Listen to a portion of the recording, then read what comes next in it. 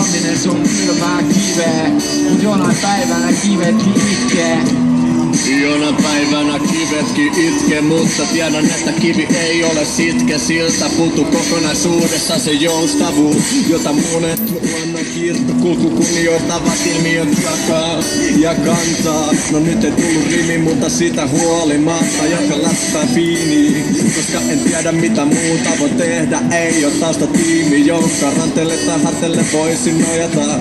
Sitä huolimatta joudun kojatavana ajatukset millä tahansa tavalla ne tulekin. En mä tiedä mikä on se mulekin, jota tässä tanssi, mutta kuitenkin jatkan, koska tällä elämäni maksan. Ja tiedän kyllä, että maksan sitä ison taksan, muuten niin suurta kuin moni muu, koska on sästä väisytä opettelemasta elämässä. Ja tiedän kyllä, että vieressäni jäävä ei prässää eikä brassaa, se kohottaa kuntossa.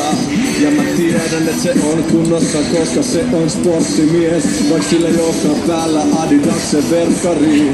Siitä huolimatta se syö yhtä karkki, merkkari tai mitä muutakaan vastaavaa, koska sokeri liikaa on kakkaa.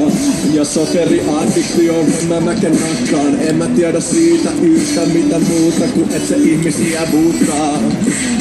Joo, en mä tiedä, lähtekää vaikka Calcuttaan, jos ette digga olla tässä, mutta siitä huolimatta toivon, että nautin. Toivon, että nautit, sillä teidän verbaali astronautti tässä palvelee. Ja kiitos kauniit värit, yksissäsi ovat meitä. Mä en tiedä mitä oli sitten sanonut, jotakin tulevammin muuta. Siitä huolimatta sanoin sen, kun en osaa tehdä muutakaan, kun vaan vaikuttaa tähän maailmaan. Tarukalvo kaukuttaa, koska mä räpätän niin kaukin, että mun kieli katkee. Ja mä tiedän kyllä, että välillä ei sana virkata sakee. Mut sitä huolimatta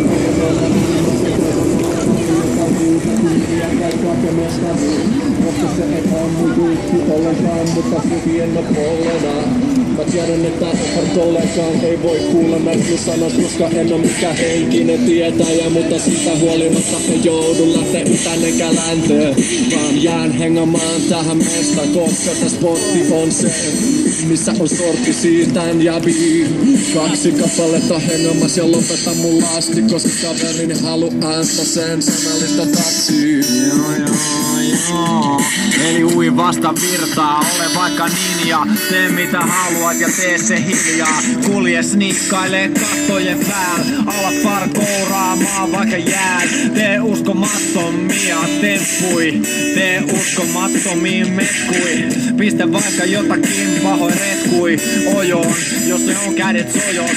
Pelasta ihmisiä, auta ihmisiä, tee kaikkea ja tee se kilttisi. Ja jos ne eivät sitten usko sanaa, niin ne kyllä ymmärtää hyvällä ja pahalla. Eli otat ninjana vaikka rautasahan, lukitsen ne tilaa vähän niinku siinä leffassa nimeltä Soo. Eli siis sanot niille harasoo ja alat opettamaan siinä samalla vähän tapoja. Eihän se nyt ole helppoa, koska pakosta joutuu useimmiten ihmiset oppii. Muussa tapauksessa ihmiset notkii, heittää, pelaa uhkapelejä. Ja se nyt ei oo itsessään väärin, se menee ihan niin miten haluaa. Sen osa joka jakutsaa ja sun täytyy hatusta vetää jutut niinku freestyle, pistä sit. Otat sieltä vaikka shurikeni ja heität sen pämpläsi, mutta shurikeni ei oikeastaan lennä siis kovinkaan hyvin. Kyse on siitä, että sä laitat siihen myrkkyä, joka niittää, kylvää